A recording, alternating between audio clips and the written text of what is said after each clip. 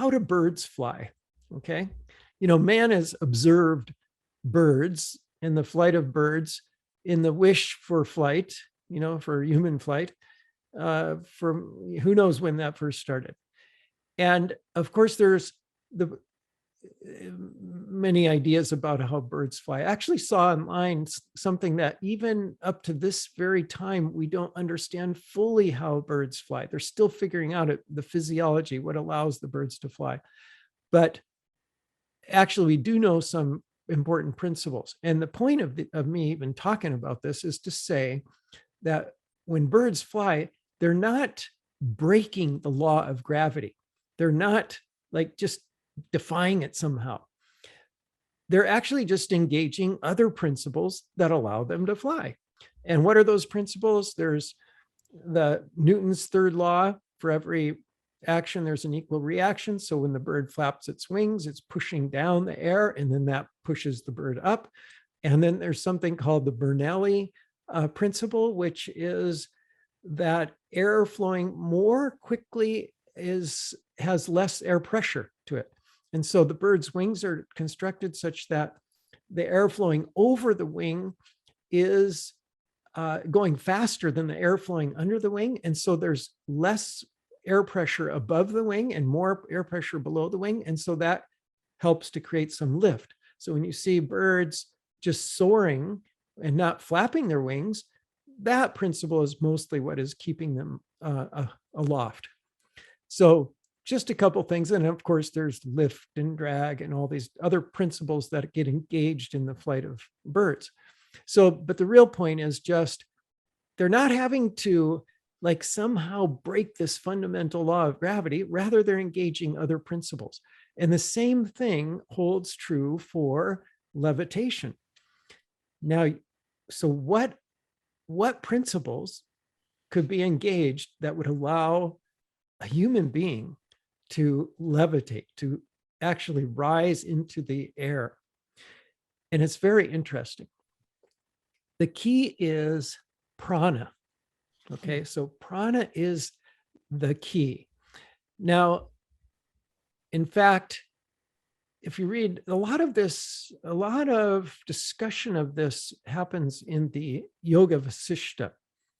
And in there, they talk about how everything is prana. And so if you can master prana, you can do anything. You can accomplish anything.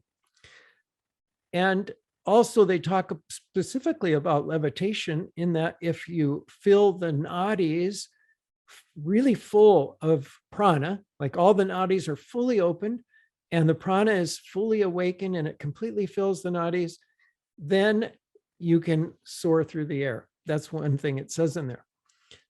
Now, more specifically, even, there's 5 different major pranas. And 3 of these play a very important role in levitation. So the first is Vyana.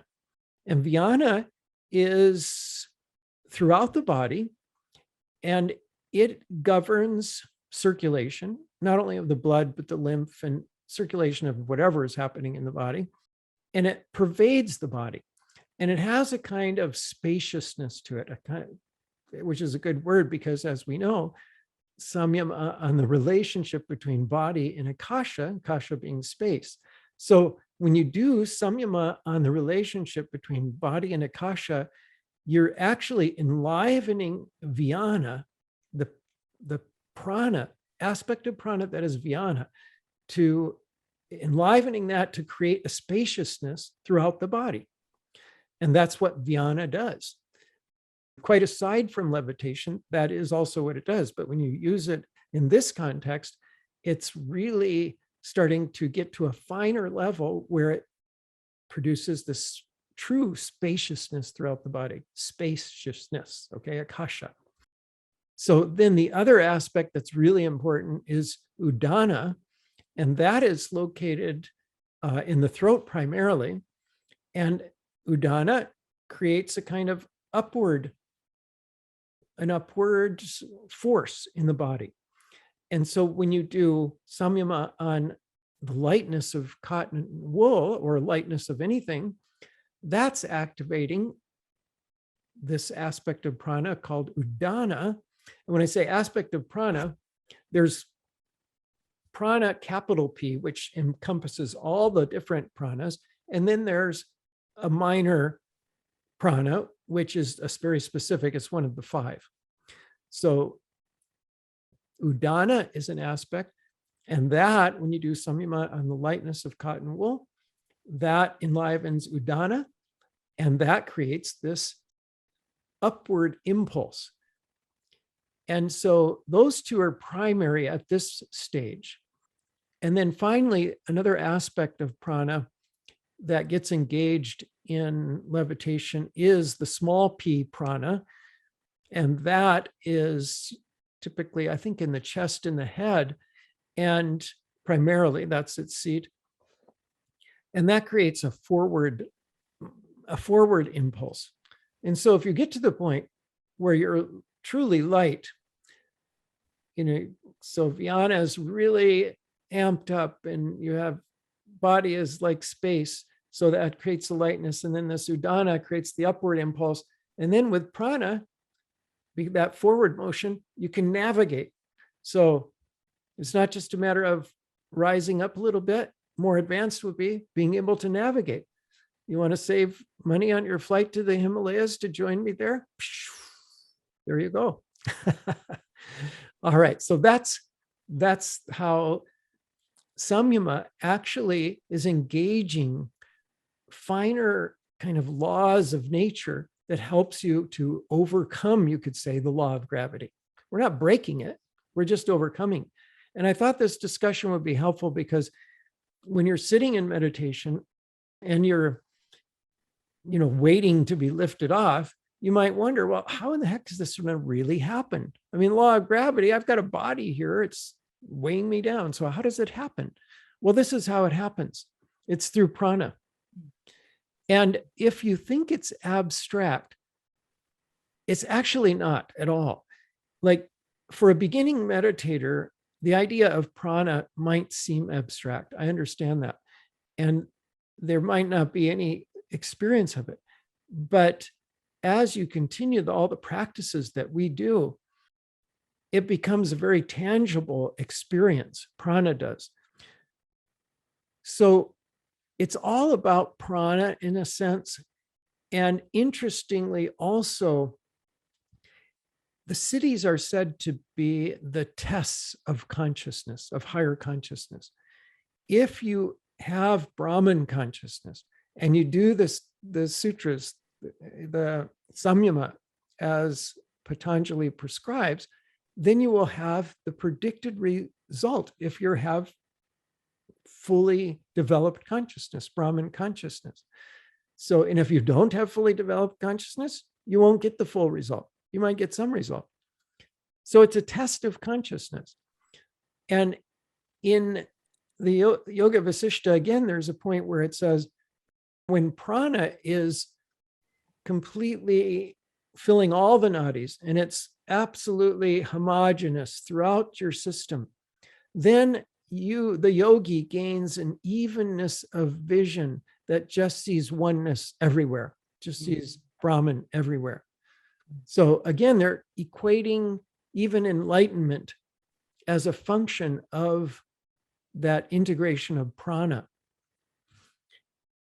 And so when prana is full like that, of course, you do the samyama and you'll get the full result. Another thing is that Soma plays a role in this as well. Because if you think about it, I've often said that the samyama is for opening the channels of coordination between consciousness and the body. And when you think about that, consciousness is completely abstract. The body is absolutely material. How do you bridge that gap? It's such a vast chasm between abstract consciousness and the physical body. So the bridge is twofold. It's the finest, prana for one thing, pranamaya kosha, prana. So we breathe, a finer aspect of breath is prana. So that is a bridge between consciousness and the body. And also Soma is a bridge. Soma is the chemistry of refined prana, of refined consciousness. It's very fine, fine chemistry. So that helps on the chemistry level to bridge that gap too. So Soma and prana. And you'll notice probably from the blessings of the Devas techniques that the prana gets enlivened through Soma. Like you'll start to feel this wholeness. And like I say, that infusion of prana into your body, once you become sensitive to what that feels like, you'll find that the blessings of the Devas technique is very powerful for enlivening prana. And the reason that does that is because you're actually changing your chemistry because you're invoking Soma, and that fine chemistry of Soma. It is the fine chemistry that is the basis for fine prana, for fine consciousness. And prana and consciousness are really closely related. In the Tibetan system, they say that the mind rides prana like a person rides a horse. So like they're just linked like that. I'm curious how many feel like they actually experience prana in their system, like they're getting sensitive to that. Yeah. Okay, great. Wonderful.